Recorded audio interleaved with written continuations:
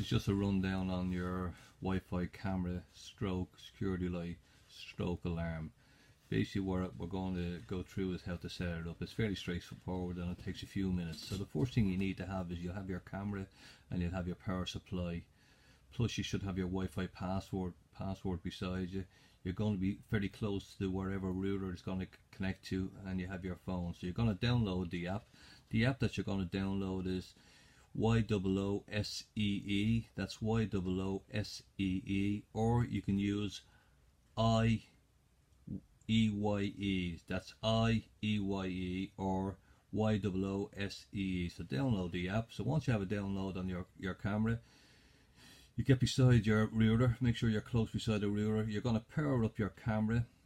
On your apps, when you open up the apps, on the top right hand side you see a positive sign. You're going to press on the positive sign and that'll bring it to another page, and you're going to press on add new devices, and then you're going to press on smart link.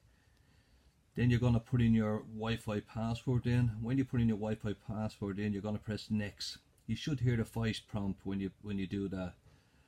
Then down the bottom of that page you'll see a blue little sign and it will say here I believe for connection. You're going to press on that, and when you press on that you'll hear a timer timing out, and this is when you should have your phone right beside your camera. Make sure it's only 20-30 centimeters away from your camera, and then you're going to press next.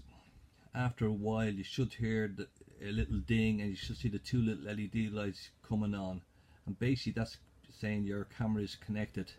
Once it's connected, we'll go to another page and it's asking you to put in the camera's name. If you wanted to put in, you could put in camera 1 or camera 2, and then you're going to press next. Then it's going to ask you for a password. The password is 123456, and then when you put that number in you'll press save. That's up on the top right hand side on the corner. Once you have that done, you're actually online at the moment, but you're going to go into your settings. You'll see a little symbol that has settings on it. Press on that. When you press on that, you're going to go into time settings, and all you need to do on the second bottom half of your apps you'll see time zone. Go into time zone and just bring it to UTC 0. So when you have it at UTC 0, press save. That means that you're online and the camera and it's up and running. So basically you just disconnect everything and put the camera up wherever you want to. There is a second way of doing it.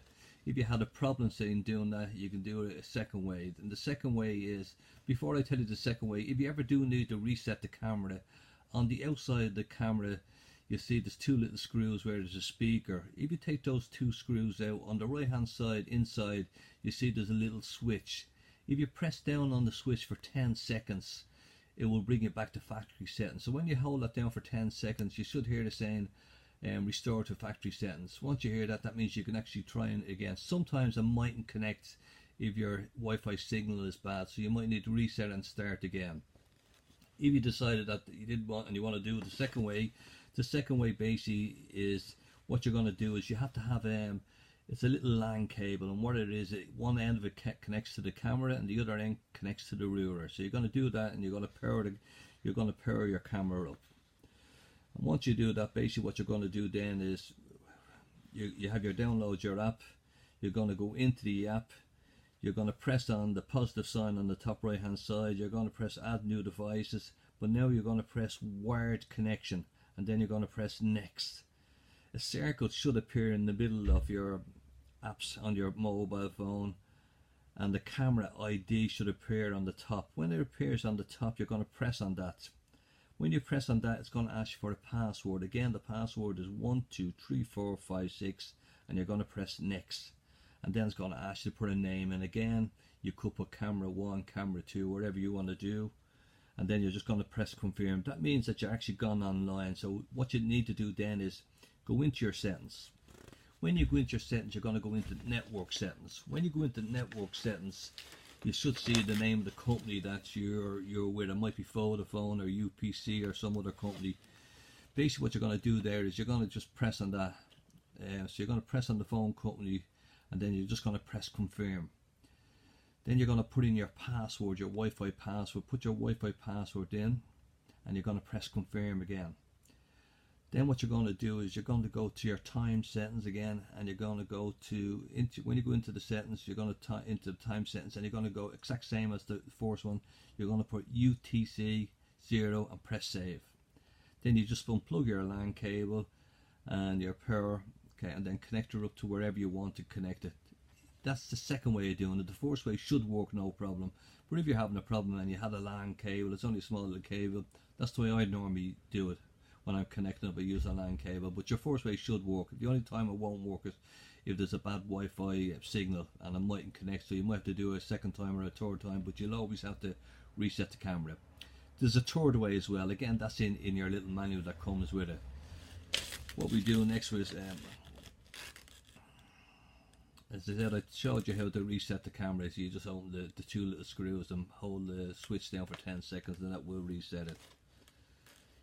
If you want to change settings, you always have to go into your settings, and it has to be always online. Say for the motion, light and notifications starting to work, say you want to trade them to work, you always need to have your defense. There's a little symbol you see when you underneath your picture, you'll see defense. When you press defense, you see a little home. It's a picture of a little house coming on it'll be coming up on the left hand side. Once that comes on, that means that your security light will work at night time, and your notifications will work at night time, and your siren will work at night time if you have your siren on. If you don't have the defense on, your security light won't come on, or your siren won't come on. So the main thing is if you want to have them working, you have to have defense on.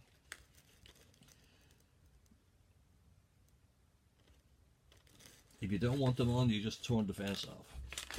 Now, this is going to be changing your settings. Say the alarm settings to receive alarm prompt. That means say somebody comes onto the premises and you want to get a notification on your phone. Just go into your settings there, and you go into alarm settings, and you'll see it has alarm prompt. Make sure that's enabled. If that's enabled, that means you'll always get notifications. If you don't want notifications and you just want the security light to come on and the camera that you can actually see anytime you go onto your app, you just make sure that the defense is off, and that means you won't get no. But if you did have the defense on, you can turn off your enable. Press enable off. That means the light will work and your camera will work perfect, but you won't be getting any prompts. For the motion, I'd always keep, if you go into the motion levels, I'd always keep the level fully over to the left hand side. The sensitivity is fairly sensitive, so I'd always keep it right over to the lowest level as far as possible.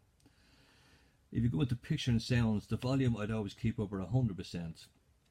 You have a light switch there. If you go into the light switch and you say you want to have the light coming on at say 7 in the morning or 10, or then you want to come on at night time, you can set it at different times. You can set it to come on at say 1700, go off at 1800, come back on at 1900, go off at 20.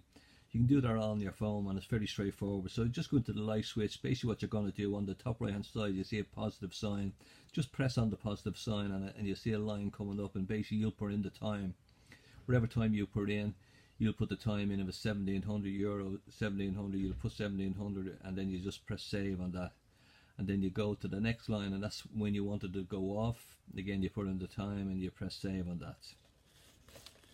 If you want, say you want the security light and the camera to work, but you don't want notifications, just press on enable the notifications, and that means you won't get any notifications, but everything else will still work perfect. If you're installing the camera outside, what we actually recommend is either you put it on the left hand side of the premises or the right hand side. Don't put it directly facing the people if they're walking in. What you want to do is have the camera say at a right angle on the left or the right hand side, roughly around first floor height, say bedroom height. You're going to be bringing your cable out from there either side. What you want to do really is catch the people coming into the premise sideways, and I would try and point the camera as close as possible to the premises. You don't want to have it looking outwards. If it's looking at trees, wherever the motion sees, the camera will see it as well. So anything that you see on your iPhone, the motion's going to pick that up as well. So if there's trees blown or there's people walking outside your garden and you actually see them on your iPhone, that means the motion will pick them up, and you'll constantly get false alarms all the time. So keep it tight as possible to the premises. If you have it indoors, there's no problem at all. You can put it anywhere indoors. But when you have it outdoors, you want to make sure that you're pointing just at the area you want to cover. Don't have it pointing at a whole garden that's covering the whole garden. Otherwise, you're going to have false alarms if it picks any movements up at all.